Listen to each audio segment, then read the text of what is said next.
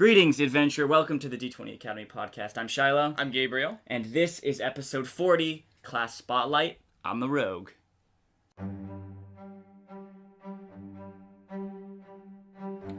Welcome to the next installment of our Class Spotlight series, where we spend an entire episode breaking down a D&D 5th edition class, telling you guys what it is, what it's good at, giving you an idea of what its abilities are, and then letting you know if this class is right for you. Yeah, this is something that I started from kind of the beginning of the podcast, and I'm trying to hit all 12 core classes for 5th edition D&D. If you're a player, you're looking for what class is right for you, you're trying to figure out, or just learn more about your class that you've decided to play and you don't really know a lot about it, these are great for those. You can learn kind of basics of it. And then also for DMs to get familiar and comfortable with the different classes that your players are playing. Yep. So that's what we're going to be jumping into today. This one's going to be on the class of the Rogue. Very popular class. Yep. This is going to be an interesting one. Before we jump into it, I want to remind you guys of our Instagram at D20_Academy. And we have a Discord now. We've been talking about it for a little bit. Just let us know if you want to join. We have a link up on our Anchor page. And just DM us on Instagram. We'll get you the link to it there. All right. Okay, so Class Spotlight on the Rogue. Last month, we did it on the Ranger. That was a fun one. And that was a lot of fun. If you haven't listened to the Ranger one, and you have some time after listening to this one, yes, you should go listen to the Ranger one. That was a lot of fun. One of the best classes. Rogues. First off, our opinions. Before we get into the objective things, subjectively, Gabe, what is your opinion on the Rogue? As a whole, I don't personally care for the class that much. It's just not something that I'm interested in playing, or something I think typically manifests in ways that are unique and interesting to play with, personally. Rogues, I feel, tend to be a lot of the same, you know. You kind of have the image of a rogue in your head, that stealthy, knifey boy who sits in the shadows and ambushes people and steals them of their hard-earned money. The thieves, assassins, charlatans, etc. It's not for me. I love rogues. Rogues are one of my favorite classes. I think not only are they dripping with flavor, I love the flavor of rogues. I think it's very, it's very obvious. It's easy to get into. It's an easy class to be able to embody and be able to play that class. So it's great for new players. I think also in 5th edition, it deviates from the other kind of martial classes. It's kind of its own thing. It's not like a spellcaster, obviously, but it's not like a ranger, paladin, fighter kind of thing. It has its own kind of way of play, and I really like that. It doesn't get too bogged down and monotonous like a fighter or whatever. It's not too complex and crazy like a spellcaster. I really like rogues. I like really everything about them. I love the rogue trope, the thing you were explaining, the hooded knifey boy. I love that trope in fantasy. Also, rogues are one of the cornerstones. Yes, that is true. Of D&D. That is true. One of the I think it was called thief or something. Yeah, it was called whatever. But yes, this archetype has been a part of D&D for forever. So the 4 core classes were fighter, wizard, cleric, and rogue. Yeah. Yeah. So, rogue definitely still has its place in the party makeup, its role in the party and stuff. That's was pronounced and defined in the beginning of D&D, and just kind of the fantasy trope. Yeah, it stayed true. And it stayed true the whole time. So I really like that about it. Yeah, there are parts where I look at the rogue and say, yeah, I see why it exists. I see why it's has its strength as a class. It's just not something that I enjoy personally, and I don't enjoy the trope. That's just kind of me. When it comes to Assassin's Creed games, it's supposed to be a stealth game mostly. Yeah. I never played as a stealth game. Any mission that I didn't have to. You just shot everybody. Yes, obviously. Yeah, so this is what these are all about, right? If the rogue is for you. Yes. So we're going to go through this thing. Gabe, probably not likely to play rogue in the next game. Me, I'm playing a rogue right now. In our Pathfinder game. It's not a D&D game, it's a Pathfinder game. But the tropey thing is still there. But that's the whole point of this, right? To see whether this is a good fit for class, something you would like to play. What's more of just describe the rogue more. Rogue is your typical stereotypically, a rogue is someone who's very stealthy, good with things like picking locks and climbing buildings and sneaking into places, assassinating people. You know, the person who works in the shadows might not be up in the front lines, but perhaps they're in the back lines, killing everything behind there. Wields 2 daggers. Yeah, yeah, definitely shady, silent, thieves, assassins, charlatans. I think even I really do like the idea of like a thug rogue, like a strength-based rogue. I think that's cool. They're resourceful, they're tricky, they're sneaky. Not only are they good fighters, typically with daggers, but also of a couple particular skill sets. Yes. And this is mechanically mirrored in D&D, in the different abilities and stuff they get. They're problem solvers, risk takers, and once again, they're a cornerstone of any adventuring party. Yeah, no, go ahead. The rogue class throughout D&D has this history of being like this jack of all trades in some sort, where it has many sort of like relevant skills that it can use and outside of combat and things like that. You know, the ability to pick locks and to sneak into places and all these things aren't necessarily tied to combat, but it has skills and abilities based around those things, those actions that you can do. Yeah. They also kind of are a jack of all trades. In 5th edition, that aspect has been given more to a bard. Yeah, it's been than more the shared rogue. now, yes. Yeah, the rogue is more specific things. They're really good at specific things. But then at like some higher level, you get like you can take 10 on everything or whatever. Anyway, rogues, yeah, they're really cool. And also, there's not another class that really does the same things a rogue does. I think, like, you know, if you take the classical party makeup, right? Fighter, rogue, wizard, cleric. You can change out the other three. You can have a sorcerer or a warlock instead of a wizard. You can have a ranger or paladin instead of like a cleric or a fighter, or you can have even like a bard instead of a cleric sometimes.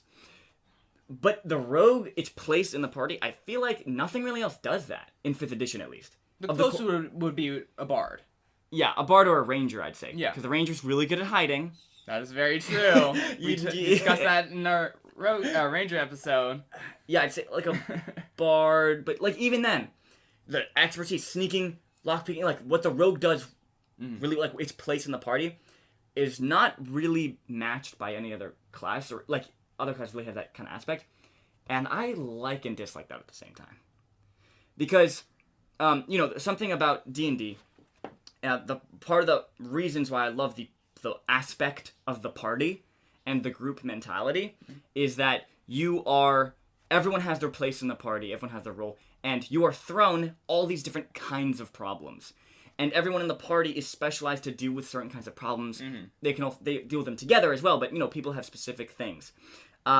So, you know, if you're dealt with a huge horde of orcs, whatever, wizard, that's what they excel at. They can fireball, kill a ton of those things.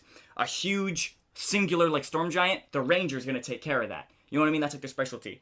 And I love that about D&D, that everyone can feel special at different moments, and that there's a plethora of different obstacles and challenges that are presented to the group that they can kind of solve. And the rogue has those things, right? Stealth missions, following, reconnaissance, pickpocketing, picking locks, disarming traps. And so it makes, when you play a rogue, you feel special, you feel like you have a place in the party, you feel useful because of those certain kind of challenges. But if your party doesn't have a rogue, you either have to come up, you know, just blunder kind of through those obstacles, or the GM can't use those kinds of obstacles in the campaign because you don't have a way to deal with it. I think like you can still work around without having a rogue. You can have for fill sure. that void with fill that void with other things. But I get what you're saying is that the rogue really excels at these things that other classes aren't close to being as good at. And I don't think they're even super specific. I think it's just like a pretty big chunk of obstacles and challenges that can be thrown at in like a typical D&D adventure. So in one way, I like that nothing else is like the rogue. So when you play the rogue, you know, you feel like no one else in the party is kind of taking your thunder or has your kind of specialties. But also in the same way, it makes it kind of like you need kind of a rogue in your party as well, which I don't like that aspect. Yeah. So not too much of a problem, but I think it kind of comes up. more than any other class, in my opinion. Yeah, I think that's really more a statement about the classes of D&D than this class. Yeah. For sure. In specific. Alright, what are the strengths? We've already talked about a bunch of them here. Specialties and expertise. Super high damage output. Very high damage. Super high damage output. Dodging. Sneaking. Skullduggery. Right? Picking locks, picking pockets. And their versatility. Definitely the strength of the rogue. Yeah, and the weaknesses are... Well, rogues on their own, in D&D, 5th edition, aren't very good in combat without allies. Yeah, individually. Based around how their class ability works, their sneak attack ability. And just the other stuff, the fact that, like, you want to be hiding with your cunning action a lot and stuff, it doesn't really work if you don't have allies, Yeah. And they're kind of a glass cannon. They're D8 hit die, I believe, which is, like, middle of the pack in 5th edition, but for a character that's going to be in melee most of the time. Well, yeah, it depends how you build them. It depends. Often in melee, a lot of the builds go with melee. It can... Yeah. It does make up for it within itself. It gets some aspects at later levels of helping to dodge and stay alive. Yes. Like the 5th level ability really helps it out with that, which we're going to be talking about later on in this episode. So mechanically, weakness of the rogue doesn't do well alone. But I love this as if you look at like game design standpoint. Anything that forces people to like work together, any mechanical thing that you can put on your players to make them work together and stuff is a plus for me. I'm kind of torn just because I like not being forced to do it. I think Sure. that, and there are ways for you to be able to use your sneak attack without allies near you, but I like that you can still do it without having to have allies. That's for sure. Going to be the easiest way for you to use this ability. And I like what you're saying. Yes, I like it when parties are encouraged to work together more. That's definitely a bonus. Yeah, that's like a big struggle of lots of gaming groups. Different topic, but even if you look at something as an amazing exemplary campaign like Critical Role, if you look at the beginning of the second campaign, it's a lot of campaign stuff from this. Once again, going a little off topic, but like, why are they really together and fighting together and stuff? You know what I mean? Yeah. It's a little unclear and unrealistic that they just become like a group or whatever. But things like this, strengthening party bonds and stuff, I like that, and it also makes the rogue be a little more tactical. If you're like trying to flank or whatever. Exactly. Okay, cool. What races and backgrounds work well with it? Well, as always, we have a disclaimer before this part. So, in this segment of these class spotlights, we talk about which races mechanically go well with the class we're talking about, and which races mechanically don't go well with the class we're talking about, and then which backgrounds go mechanically and stereotypically well. We're not saying these are things you should play. Don't play these bad races and bad backgrounds. Do play the good races and good backgrounds we're talking about. That's not what we're saying. These are just the things that mechanically work or stereotypically work with a rogue. If you're trying to make a good, like, mechanically powerful character or a tropey, with nothing wrong with that, but it's a tropey stereotypical character, follow these. Do the opposite if you want to create a fresh take on a character, a new, unique kind of character. Yes. With that out of the way, you have to play a tiefling with You have to play tiefling for a warlock. Let's be honest. That's true. You have to play tiefling for all the edgy classes. Yeah, all the edgy classes. Alright, glad we got that out of the way. So, tossing that to the side, what good race is? Elf. Yes. Elf is one of the best races in the game. It works a lot of good things. High Elf or Dark Elf is good. One of the cool things about Rogue is that it only has a primary ability, which is Dexterity. Even then, I like the idea of a Bruiser Rogue. You can go Strength. So, but let's just say, a lot of the things are based on Dexterity and stuff. The primary ability is Dexterity, like the primary ability for Wizards Intelligence or whatever. But basically all other classes also have a secondary ability you want to have high. So for Ranger, you want high Dex or Strength, depending on how you're going to be fighting, and then high Wisdom for your spellcasting. Yeah. Wizards want high Intelligence for spellcasting, high Con for staying alive and concentrating. Yeah. Rogues, though, you only need high dexterity, baby. And then you can build the rest of your character however you want. And I love that. Do you want to be more of like a tactile kind of like intelligent character? Do higher intelligence. Or if you want to take the spellcasting subclass, which we'll talk about in a second. You want to be a charming charlatan kind of character? Take higher charisma.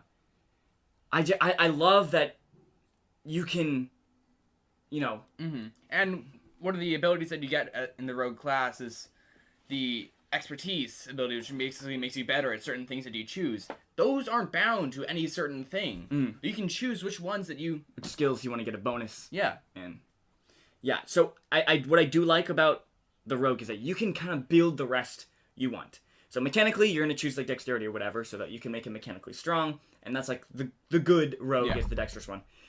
But if you want like more studious mastermind kind of... You give them higher intelligence or wisdom. And if you want them to be the charming swashbuckler, you give them higher charisma. Or whatever. Or give them higher strength to more the thug. I love that a lot. Saying that. Elf. Any of the subclasses. Yeah. Gets dexterity. And then if you want to have higher wisdom, what else? Higher intelligence, high elf, higher charisma, dark elf. Yeah. Halflings also work well.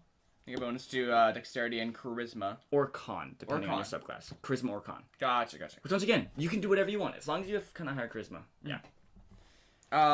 Half-elves and tieflings also work. Yes.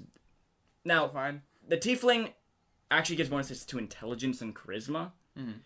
So, you would have to make up the dexterity on your own. Yes. But you would have your intelligence and charisma boosted or whatever, which is the same. Like, it's fine. Yeah. You go like the tiefling route if that's the character that you want to build, you know. If you're trying to go for that studious or intelligent mastermind build, tieflings work fine for that. Yep. All right. What are the bad ones? Dwarf doesn't really just have any bonuses that are really relevant. And half orc. Mechanically, these don't do much. Also, like the little ability, you also get a couple like little abilities to your race. I don't know. Do these give dark vision? I'm not sure. I don't think halfling does. So actually, maybe halfling isn't a good race. If you're a rogue, you want dark vision. Like, guarantee. But it's fine. I mean, you don't need you don't need it. Also, basically, people forget about it anyway. Yeah, true. But dwarf and half orc, not only does the ability score boost they give don't really matter, their abilities and stuff don't like add to the thing. Like the Lightfoot halfling one where you can hide easier and stuff. That is true, yeah. The wood elf training where you get like the better weapon. That all kind of fits with it. But once again, you want to take a new unique twist on the rogue, a character that's kind of fresh, no one's seen before. It's totally fine to choose these classes that Play aren't necessarily mechanically the best. Play a half orc rogue. That's sick. Yeah. Okay, what are the good and bad backgrounds? Obvious stereotypical, ones, rather. Yeah, stereotypical. You got your criminal. Criminal. Yes, of course. Your criminal, charlatan, guild artisan. Guild artisans are people who are like part of guilds and like. Yeah, whether you're like an alchemist or, and that kind of fits into the rogue like specialty expert at a thing. I do want to say something. As I read the rogue chapter before we wrote this outline of the episode, and there's like a quick build thing at the beginning of each class, and it says make this your highest ability, and then choose this background. Can you guess what background I told you to choose? Okay, what's the obvious one? Criminal. It didn't say to choose criminal.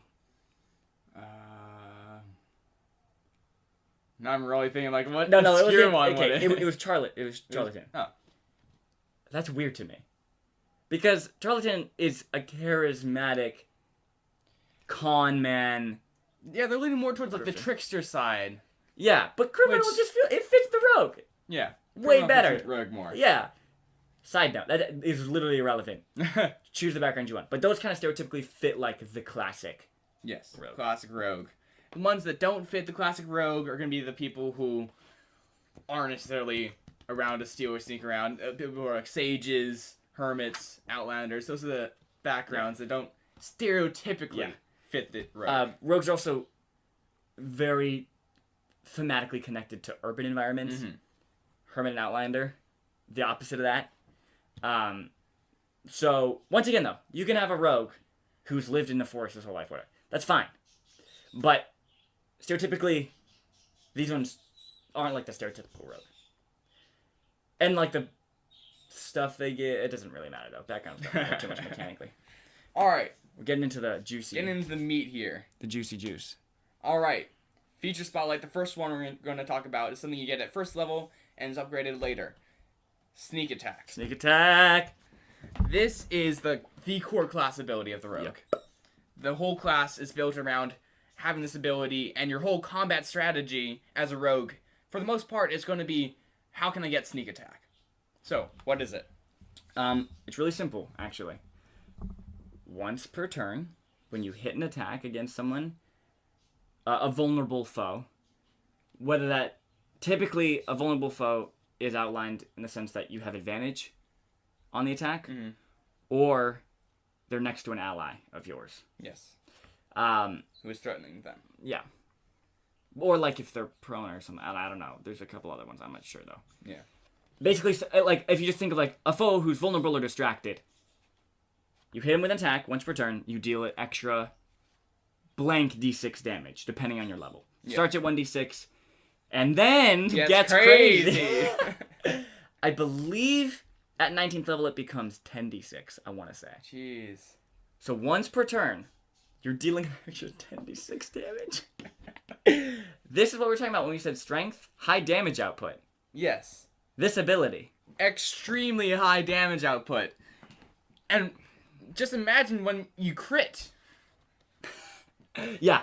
It's yeah. But, okay.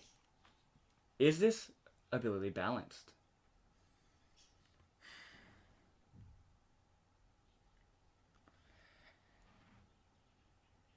Alright, what's the average of 10d6? That's what?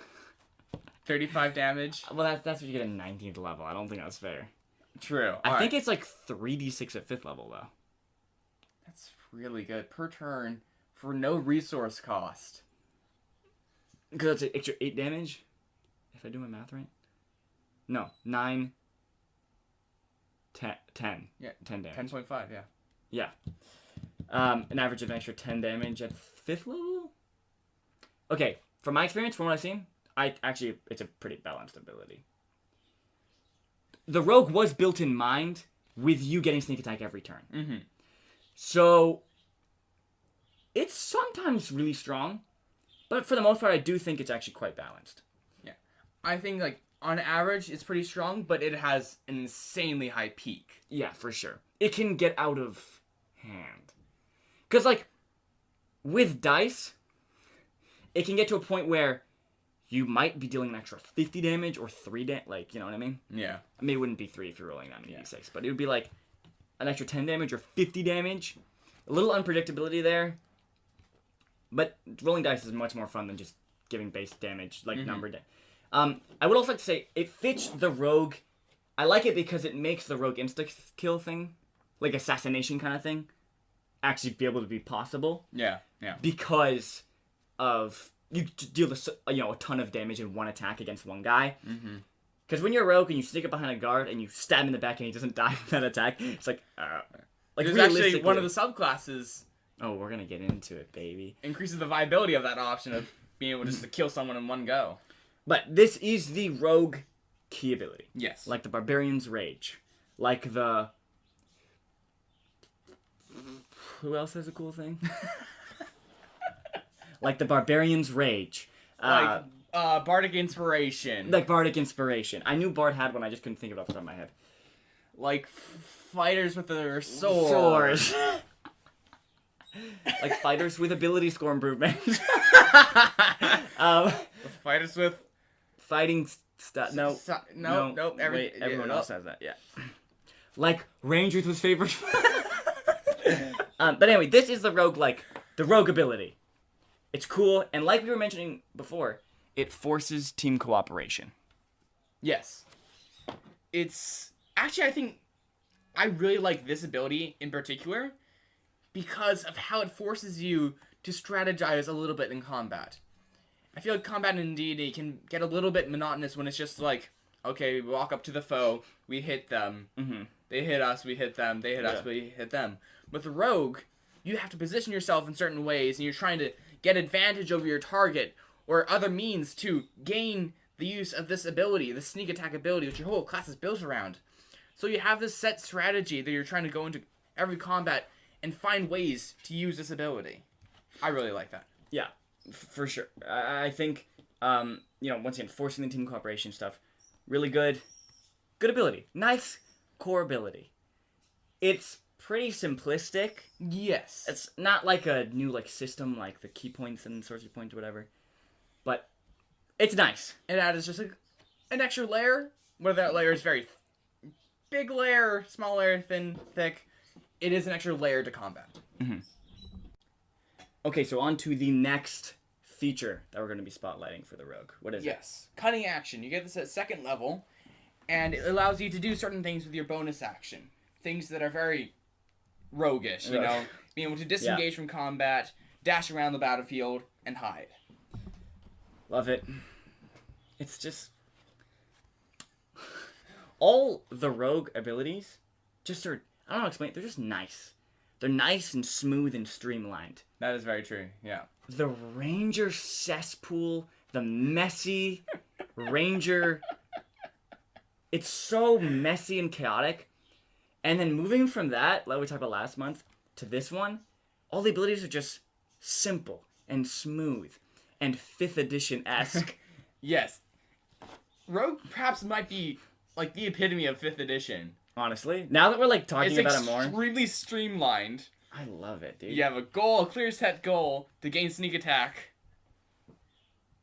And your whole entire class is built around the stereotype of and all the abilities just work, and they just fit the thing, and they're not weird and too specific and whack like the maybe it's just because we're coming off the ranger, so it's nice to see everything seems streamlined compared to the ranger. But what a great 2nd level ability. Also, the fact that it comes at 2nd level, helping hone in what the rogue's good at without confining them too much in anything. Just wonderful. It just helps support the rogue in combat. Yeah, give them more combat options. I love it. Love you know? it. Love it. I do want to say, hide. Hide is one of those things where a campaign never uses it, or a campaign uses it a lot. You know what I mean? Like a play group uses it a lot, or a play group doesn't use it. In our we don't campaign, we didn't even know it existed. I don't know if we we didn't have really any sneaky characters. That is true. Rogues or rangers or anything. So most of you guys were not even good at dexterity-based stealth things anyway. Some of us were very bad at dexterity-based things. Hide is pretty good. I didn't know how good it was. I looked at it the other day. Hide is pretty good. Being just able to hide your bonus action and stuff. What was really cool was in the first campaign of Critical Role. One of the characters is mainly a ranger, but they subclass into rogue. First of all, getting the extra sneak attack on your little bow shots, intelligent. Second, getting the cunning action for ranger really improved the range play because she could chill in the back and just keep hiding and then poking out and shooting. Yeah. And it helped a lot. That's Made that character much better being a ranger. This might be getting a little bit too out there and specific for you guys, but ranger is a pretty decent 2-level dip if you're trying to multi-class. Rogue, you mean? Rogue, not ranger. Don't go ranger for 2 levels. No sense, actually. Rogue, perfect. Yes, for any martial class. If you are I kind of want a subclass, going 2 levels in rogue, 3 is kind of perfection. But that might be too much. You probably want to keep going into your own class. 2 levels in a rogue will just amplify. Because at the higher levels, let's be honest, you're not really getting any cool abilities. You're not. You know what I mean? Like fighter and stuff, you're not getting that cool stuff or anything. Ranger and paladin. There's tons of levels where you're just not getting anything. And you don't need that much more spell slots if you're ranger or paladin or whatever. Getting the sneak attack. Yeah. Just extra damage. Every round. Just extra damage. The cunning action, just useful and versatile. That, sidestepping a little bit. But then when you get to 3rd level, plus getting the, not only are you getting access to a subclass, which is dope, you get access to 2d6 in your sneak attack now. That is true. That's wonderful. But aside from that, cunning action is a good rogue ability. Yes. Also. Very good. Allows you to move around the battlefield more, get into the advantageous positions that you want to be in, be able to hide and sneak around as you want. It's great. Great. Great. Okay. Great. What's the final feature? What's the final feature we're spotlighting? Uncanny Dodge. Get this at 5th level. Uncanny And Dodge. it allows you to use a reaction to halve the damage from an attack that made you roll a dexterity saving throw, which is a lot of spell attacks, many other attacks. It's something that's going to come up pretty often. It's really good. It's extremely This good. is another rogue kind of primary ability. Mm-hmm. Now, 5th level, as you may or may not know, depending on how new you are to the game, is like the turning point. Yeah.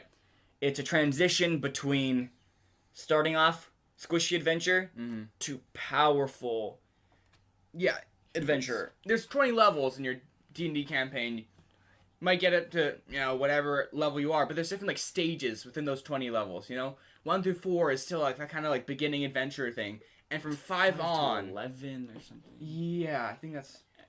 The other ones are not as clear, but this is a very This clear is a very clear one. In both martial classes and spellcasting classes. Spellcasters get their 3rd level spells. which are bonkers. When you're a And- spellcaster and you reach 5th level, you're like, I've been sucking the past 4 levels. Yeah. All of a sudden you have Fireball now. You feel like a god. Even if you can only cast it, once. What is it? Once or twice? How many spells does do you? I don't care. We're not talking about a spellcaster. No, we aren't. We're talking about a martial And- class, a specific martial class. And most martial classes, fighters, paladins, rangers, They get extra attack at 5th even level. monks Yes. get extra attack, which once again changes the game. Makes you just feel way cooler. You're much stronger now. But rogues, they don't get extra attack or 3rd level spells. They get uncanny dodge. Keeping them alive longer. Yeah. A lot of the rogues, when we were talking about the glass cannon aspect, we were talking more about in hit points wise. But where the rogue makes up for that is in avoiding damage altogether. Basically. Like, oh, I took damage. Let me just have that before it even hits my average hit points, GMs or DMs hate uncanny dodge. Because literally, the rogue is annoying the hell out of you. You unleash the big Dragon's breath. or like the evil spellcaster casts his highest level spell on the rogue. I'm just gonna half that blight damage or whatever. It's like, bruh. It's really. It's probably, and as a rogue, I've never played a 5th level D&D rogue, but I assume it's fun as hell. To be like, no. Just in half case damage. anyone is listening, they got annoyed by that, you can't technically use it against Blight. Oh, because it's Constitution? Yeah. It has to be Dexterity. Yes. I meant the other one. I get confused between Blight and Disintegration. Yes, disintegration. Sorry. Forgive me, Gary forgive us. Gygax, Lord. Yeah. People who have the DM's guide memorized, I'm sorry. So yeah. Cool. Nice. Losing extra attack actually is not that bad. Not for the For rogue. rogue. Specifically because their sneak attack you can only use once per turn. And also, if you're going to be attacking with 2 short swords or 2 daggers or whatever, you can use your bonus action for the second attack. Usually not a ton of more damage, honestly. But if you have your bonus action open, you're not going to use it to cunning action. You can use it to attack. Once again, more options in combat, more fun. Yeah. And Uncanny Dodge. Said that in a weird accent. Uncanny Dodge also cool, because now you can use the reaction for not only opportunity attacks, for also this other thing. Sneak attack works for opportunity attacks? Yes, it does. It's once per turn. Okay. That's pretty dope. Yes. Because there are some extremely... broken builds with like feats and stuff. Okay. Yeah. We're not going to get into that because know that you can't we do don't, crazy things. We with don't sneak hate your attack. DM, so we're not going to go into that. I do. I hate my DM like a lot. Wow, thank you. Well, I hate So- my DM too. GM. Anyway, Uncanny Dodge, dope, helps mitigate the rogue squishiness, lets you get in there, makes you feel awesome, like being able to dodge disintegration rays and stuff. It's nice, cool. Once again, streamlined, perfection. I feel like this is seriously just speculation, but I feel like they went into when they were building 5th edition. They had a lot of thoughts with the rogue. Like, rogue was one of the things that was on their minds, that they knew what they wanted to do with it. and like Ranger was not. You know what I mean? I wonder if they've spoken out about that. I feel like Ranger was something that poor Ranger that we keep attacking, but something like, oh, we need like okay, we're gonna have a Ranger class, but they didn't they didn't have a lot of ideas on it. They weren't like hyped about transitioning past things into this new edition, these new rules that they designed. I feel like for the Rogue, they're like, dude, we can now streamline these things and these things and really make the Rogue cool and feel smooth and stuff. And I just feel like the Rogue was something like that. That's what it gives me the feel that they really had ideas about the Rogue. They went into this class with an idea in their head of what they're going to do and then just executed it. God. This is one of the most well-designed. Once again, it may be biased because we're coming off of the Ranger. But the Rogue is awesome. It's a good class. Gosh dang. All right. Fun. Now we're getting into the subclasses. This is where I think, personally, the Rogue suffers a little bit. I do want to mention. So I was listening to one of the past episodes. I think it was the Ranger one. I'm not sure, though. One of the past ones we did recently. And we forgot. We talked about we mentioned the Rogue subclasses. And we forgot there was 3. We thought there was only 2. There's 3. Yeah. Anyway, let's get into the first one, which we didn't forget. Thief. How did we forget? I don't know how we forgot. And we were really convinced, why doesn't it have a thief subclass? Wait, what? Pretty sure we said, why doesn't the Rogue have a thief subclass? No. We said thief and assassin. We didn't say arcane trickster. You sure? That was for Pathfinder. We said there wasn't an assassin subclass for Pathfinder. Okay, side note, we play Pathfinder. I'm playing a rogue. And I was really confused why there wasn't an assassin subclass. The thief assassin subclass was literally an assassin subclass, mechanically. But anyway, in one of the past episodes, we adamantly, we mentioned the rogue subclasses. Yeah. Thief and assassin. Yeah. Those are only 2, right? Oh, yeah. Yeah. Adamantly we said that in a recent episode. There's 3. There's also Arcane Trickster. But first, let's get into the thief. Alright. Thief. They're thieves. Alright, next, assassin. They're burglars, bandits, cut purses, explorers, delvers, investigators. Yep. With some newer Xanathar's Guide kind of subclasses and other things they've added. Some of this stuff has been taken away from the thief. With some of the newer Xanathar's Guide rogue subclasses. There's a detective. Inquisitor. Yes. That kind of takes some stuff away from the thief. Anyway. But in the player's handbook, it kind of explains all these different characters. Basically, you are good at stealing stuff and sneaking into places. Classic rogue is a thief. Yeah. That is the subclass. At first. And then you get to higher levels, and there's some weird stuff. I forgot about that. It deviates a little. Basically, it allows you to do crazy stuff with your cunning action, right? Maybe. Because you can use, magic items as... Oh, yeah. Okay. So then randomly. So, the first level abilities are something to do with, I think when you steal stuff, you can also plant stuff or something. Yes.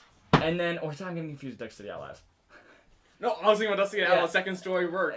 Yeah, and then also, second story work, which is, you can basically, climb walls, just to, sneak into the second story, or whatever.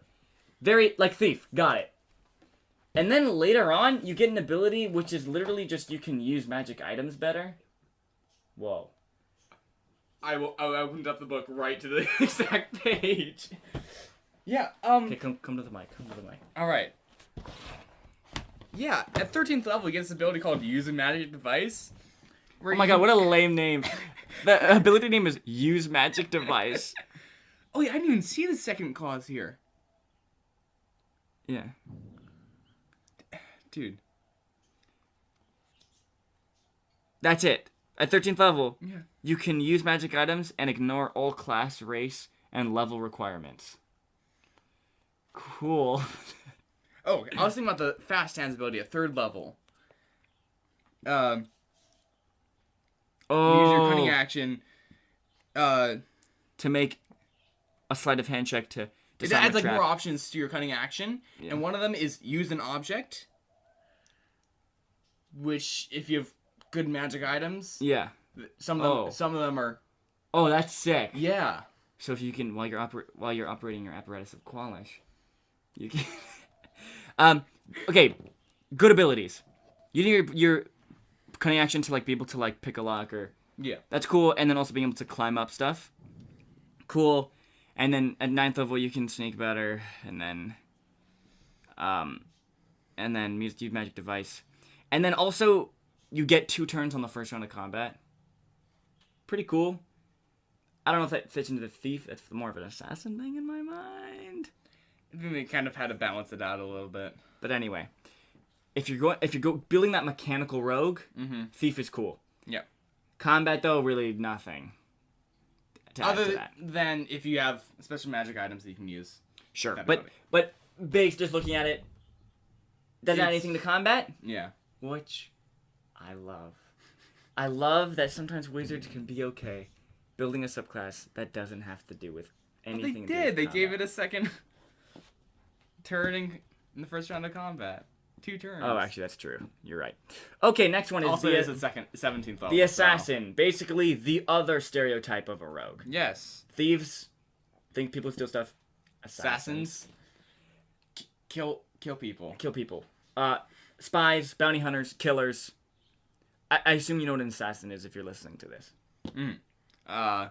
They get extra proficiencies in disguise and poisoning kits. Mm-hmm. Love that. I think that's cool. great. It fits the stereotype. Yep. And it's a more of a utility thing. Mm-hmm. Always love that. Then at other levels, it gives you, also at 3rd level, sorry. This helps you. This ability is called Assassinate, and it helps you basically get that one-hit kill that you're trying to get. Yeah. Guard who's guarding the prisoner or whatever. If you score a hit against a creature that is surprised, it's a critical hit. Cool. Not super strong. And you then also gain advantage on people who haven't. And then at 9th and 13th level, you get stuff that helps you infiltrate and like make disguises. Mm-hmm. So more utility stuff. Yep. And then Death Strike. The 17th level ability: when you hit a creature that is surprised, it must make a con save. On a failed save, you double the damage of your attack against it. Keep in mind, with Assassinate, if they're surprised, it's a critical hit. Mm-hmm. So you're potentially quadrupling your damage. Mm-hmm. But I have no problem with that at all. Because that's an assassin. One hit, assassinate. True. Surprised, it's a condition that kind of comes up to your DM a lot. Like whether they say, oh, this creature is surprised. You know? Yeah.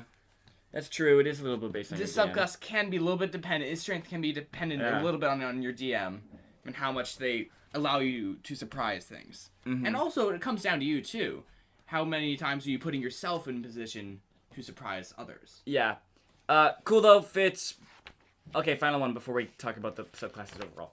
Arcane Trickster. This is cool. Mm-hmm. Rogues who use magic. You get limited spellcasting. Even more limited than Rangers and Paladins. Yep. Similar, actually, I think exactly the same as the Eldritch Knight yes. subclass for the fighter. Which, dumb name. It's not Eldritch at all. It's not Eldritch at all. Arcane Trickster makes sense. Anyway, so you get limited spellcasting. Cool. Yep. Use your intelligence. Yeah. Intelligence spec. Yeah. Also, you can use your mage hand to This do is cool the things. best part of the subclass. This makes it my favorite subclass. Mage hand basically gets a big upgrade. Yeah. Now you can like use it to like make stuff disappear and stuff or something, right?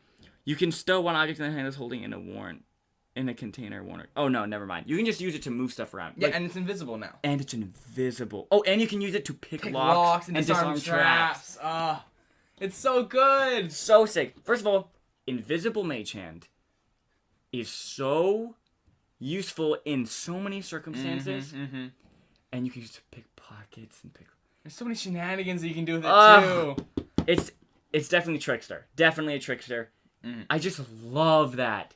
You can use mage hand, so cool. And then the other stuff is okay.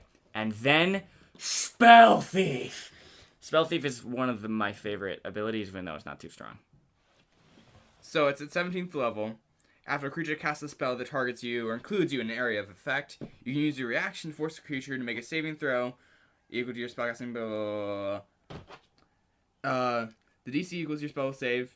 Gotcha. On a failed save, you negate the spell's effect against you and steal the knowledge of the spell if it is at least one level, first level, and of a level you can cast.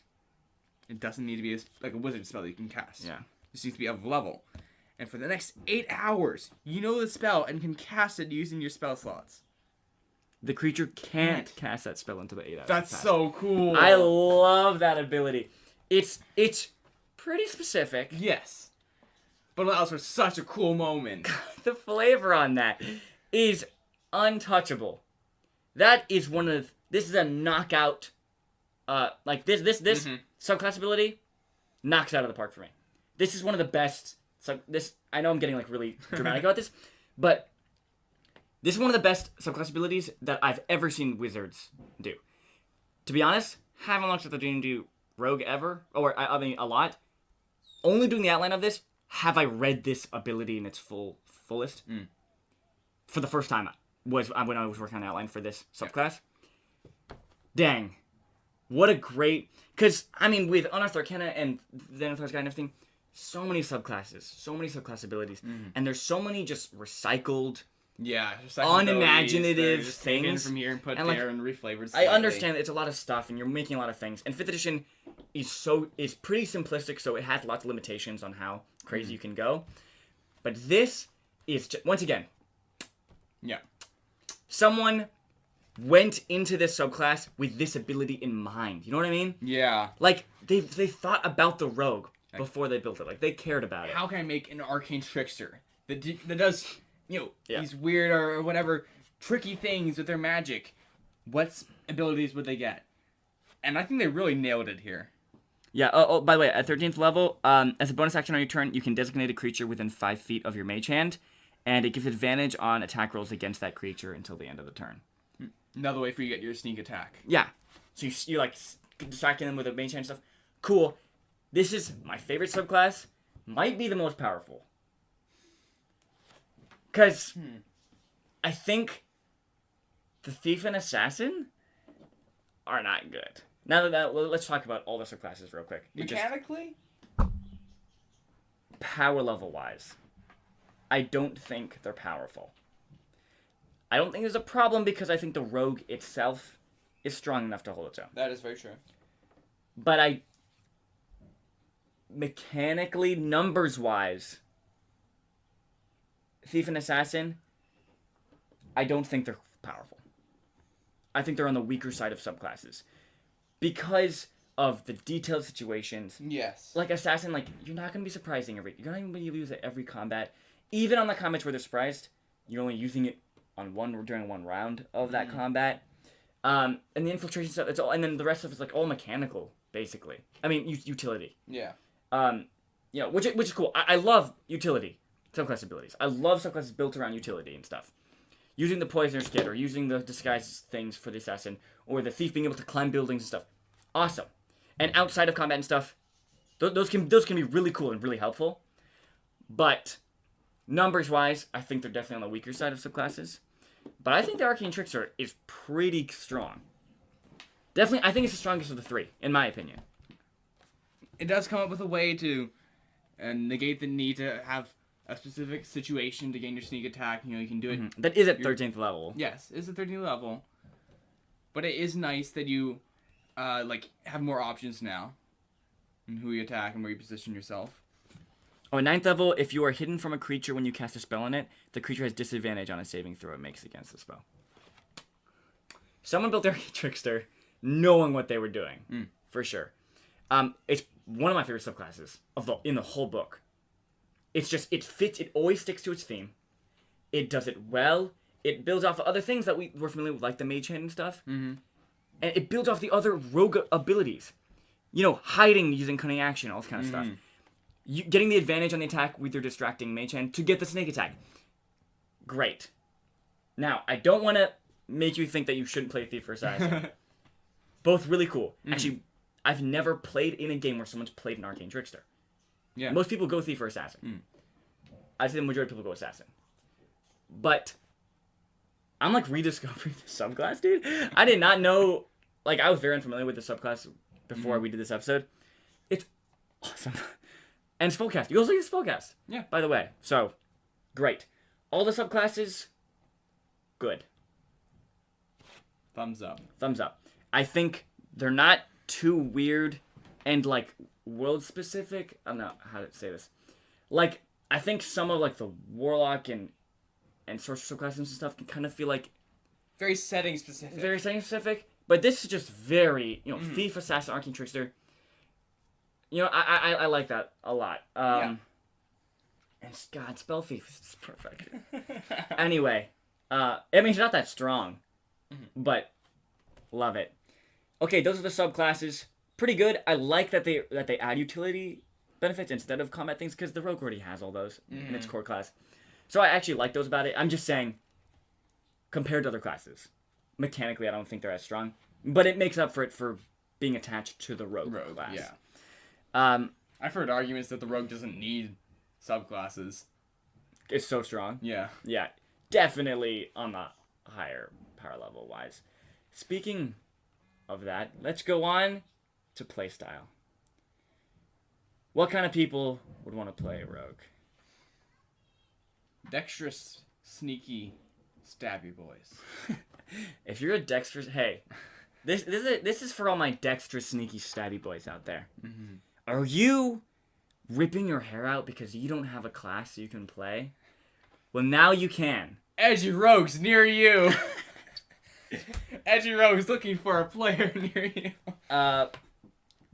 I put in the outline if you want to play a Bamf. I love the like the flavor. You know, just it's a very like badass, cool. Whether you're going with the stereotype of like the quiet assassin, mysterious guy, or like the in control, confident, charming guy, you're a very just like badass, cool character. Yeah. I think that's very intrinsic to the rogue. Of course, you can play an amazing rogue, great character without that. Yeah. For example, not the brave in the Critical Role Playing campaign is not either of those stereotypes. Mm-hmm. But he's a great character and a great rogue. She also fits the rogue, class.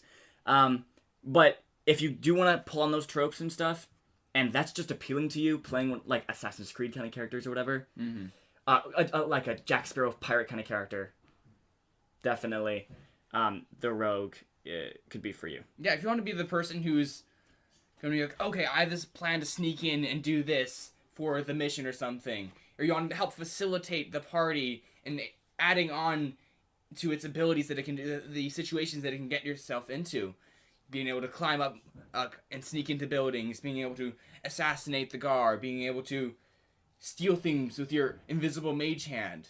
Mm-hmm. I think if you just want to be able not only be effective in combat, being able to move around the battlefield a lot, that sneaky boy, and being able to add onto what your party can do, I think the rogue is a great class for that. Yep.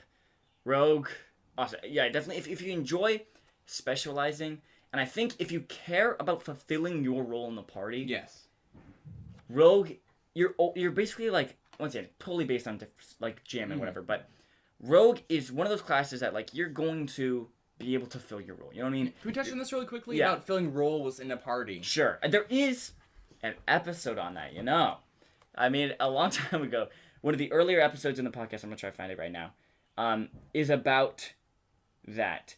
It's called Party Balance. It was episode 9. 9. Ow. That was a long time ago. Dang, dude, we're on our 40th episode. She's something fun for the 50th. Oh, no, we're going to do something fun. We're doing a 3-hour-long Mystic Deep Dive. Oh, I love the Mystic. Oh. Anyway, speaking of fulfilling your... So, unlike the Mystic, the Rogue is a good class. is a balanced class. Yes, but if you do care about... Sorry, what were you going to say about fulfilling your role in the party and stuff? Fulfilling your role in a party, I think, is a very fulfilling thing to do as a player, especially if you've just gotten out of a campaign where you might not necessarily have felt like you were unique or something, you know? Perhaps you felt like, oh, I was just, going up and I was a fighter that just went up and hit things with the other people who went up and hit things. Being part of a party and having a composition where, one person is like the designated tank, another person's like the support spellcaster, the thief, this and that. Yeah. Having a role that you can fill adds this amount of satisfaction to playing the game and fulfilling your role, being able to be the one to sneak into those places and steal that thing. Being the one to steal that thing with your magic mage hand. Mm-hmm. Do you have any personal examples of when you felt like you were a valued member who was specialized? Yes, and the thing that came to the top of my head isn't from D&D in specific, but it isn't pertinent to this.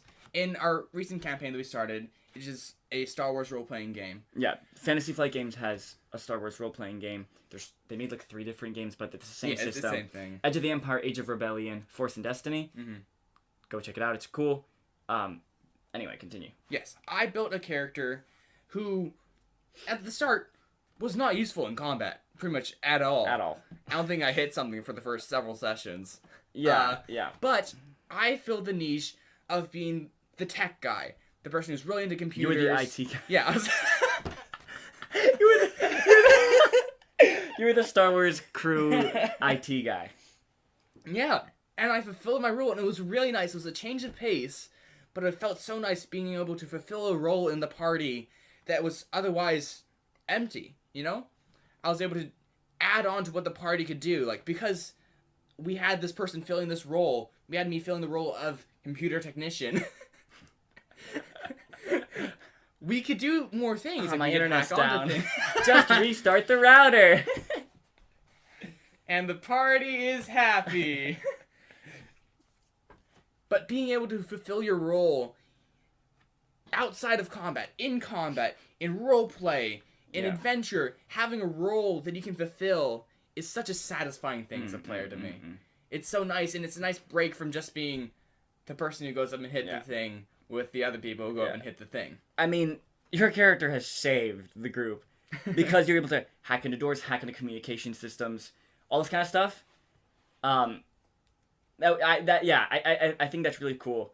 For me, I had a specific example. There's tons of examples from that you can take from D&D of being able to fill your specific role, right? So for the rogue, it could be picking the lock, disarming the trap, right? Saving people from tons of damage, tailing the guy, sneaking into the thing and obtaining the thing, the object, or assassinating the guy, or whatever. Super specific role the rogue can feel cool in and have its own thing. The cleric.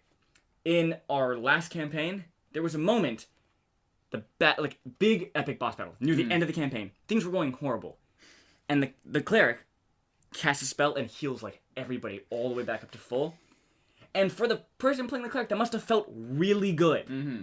We don't know because he doesn't talk, but we think so. No, but I'm sure that must have felt really good. Clerics fulfill the role of a healer really well in a D&D party, specifically a life domain cleric, and being and for him playing that kind of character, he built a healing cleric, and being able to do that to heal and heal everybody in the battle and change the tide of the battle must have felt really awesome for that. And when you're a sorcerer, and stuff, a big group and you can just incinerate them with one fireball or whatever. Wow, you're fulfilling your role. You're if you're a wizard or whatever that is, you are doing a thing, and I think that's really important. And if that's something you care about, playing a rogue, you will get that. Yeah, I think for the most part. Yeah, I definitely agree. It is a way to pretty much ensure that you're going to have a role that you can fill by playing a rogue. If you prefer to play combat based more around your allies and positioning, rather than being up front and personal with swords and shields, or back and playing around with spells, rogue also, good class for you. Yep. I like that you can kind of build your rogue how you want. You can build it. A lot of people mostly go with a melee-based rogue, but you can play a range-based rogue. What stays consistent is you're working with your allies to gain advantage over your enemy and taking advantage of that and doing extra damage either up close by sneaking in and stabbing them, or from afar from hiding and then popping out of cover and shooting them. The fact that you can change what skills get your expertise, or you can choose your like secondary abilities, other than just having like high dex, makes it versatile and lets you kind of decide the kind of rogue you want to play. Mm-hmm. I really like that, because also for me, if you want to play a D&D game that's based in an urban environment that's about like a crew who like pulls off heists and stuff, that's kind of like all rogues. Yeah. But with this, you can have an intelligence-based, the boss, the mastermind of the group. You can have the strength and constitution-based rogue who's the thug of the group. You can have the dexterity who takes the thief subclass, the one who takes the assassin subclass, the one who takes the arcane trickster subclass. All these different kind of things, you can do that, and then they all have expertise in different things. The thief and assassin both expertise into stealth. The thief also expertise into sleight of hand, whereas the thug expertise into intimidation, and all this kind of stuff. So cool, and you can design your own kind of rogue. Yeah, I think Wizards of the Coast have already also done a good job in the other subclasses that they've released, like in Xanathar's. Yeah, there's four. There's Four rogue ones, and they're all awesome. Interesting. Yeah, they're all cool. They're all interesting. There's Inquisitor. Yep. Swashbuckler. I'm thinking of the monk subclasses only for some reason. There's another one, Yeah. There's another one. There's definitely another one. There's I think there's 4 in total. I can't remember the other 2, but I remember them being cool. But the 2 that we do remember, Phil, like another stereotype that you're thinking of probably when you're thinking of like playing a class, like, oh, I want to be the Inquisitor, the person who sneaks around and finds out the information, figures out the weak points in the enemies. Horizon Walker? Nope. That's the ranger. That's a ranger one. Okay. But on that note though, like the Horizon Walker thing, the ranger and other like classes, when it comes to the extra stuff in Xanathar's Guide or UA, they usually get like very weird thematic detailed things. Like super underdarky or like demonic-y or whatever. But the rogue gets good, like, all-around class that can be played in lots of different settings. I really like that. A scout. A scout is one. Yep. And then what's the last one? The inquisitive... Mastermind. All of it. See? Yep. If you want to play that, like, crew and then one person can take the mastermind thing, great. Yeah. I actually want to play a campaign like that. Yeah, but they're... Plug, not for us, but a random plug. Hey, are you interested in playing a fantasy role-playing game about heists and pulling off that kind of things? There is a game for that. It's called Dusk City Outlaws. I talk about it in my episode about other role-playing games. We are not sponsored. We're not sponsored at all. I just kickstarted it a couple years ago when it first came out. Really fun. It has a system based around pulling off heists, so probably just play that instead. But anyway, yes. There's so many... Okay, also, once again, you like the flavor of a rogue? That's enough reason to play a rogue. Yeah. Also, you want to do cool stuff with acrobatics. That's rogue. Yeah. Yep. A little bit ranger, mostly Monk, rogue. Too. So, yeah. Oh, yeah. That's true. Monk and rogue got that crazy acrobatic stuff. Yeah, they're the Olympian athletes. Yeah, so. Monk is a little unrealistic in the sense that it can, run on water and on the roof. Yeah, on the roof. And catch arrows and throw them back. Yeah. And you're just immortal.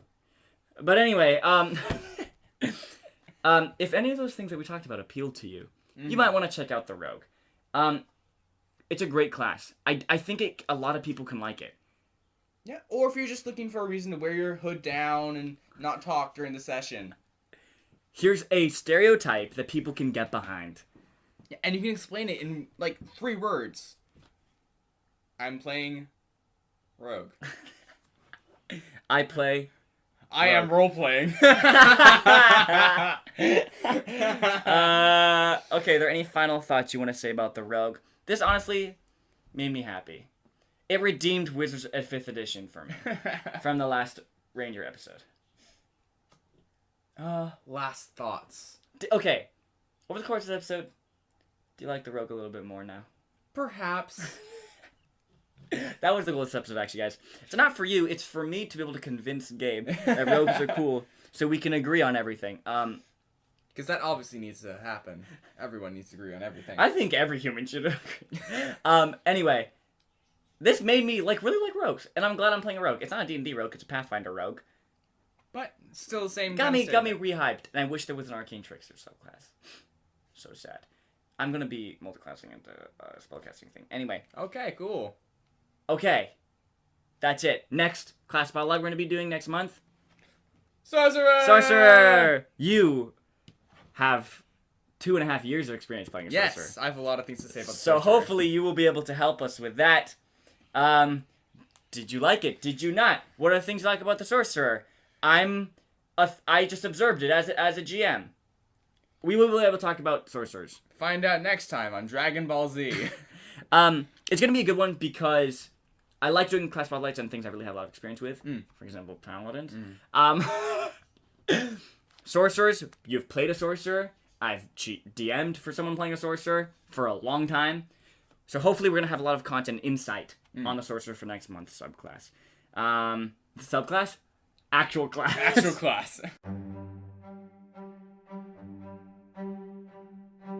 Okay, you guys, that brings us to the end of today's episode. Hopefully you guys learned something. Yep, we talked a lot about different abilities, archetypes, stereotypes of the rogue, whether we think that it might fit what you were thinking of playing.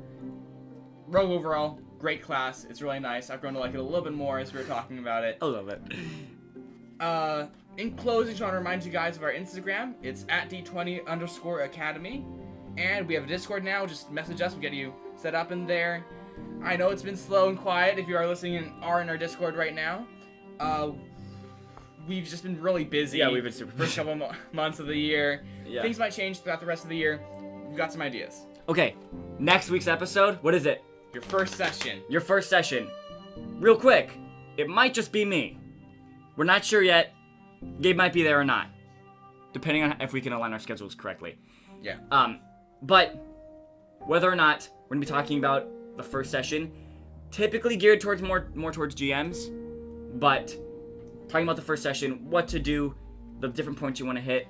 A great starting place if you're a new GM or you're looking for that kind of information. You're about to start a campaign. Good refresher, even if you're an experienced GM. All right. With that, keep an eye out for that next week. And don't play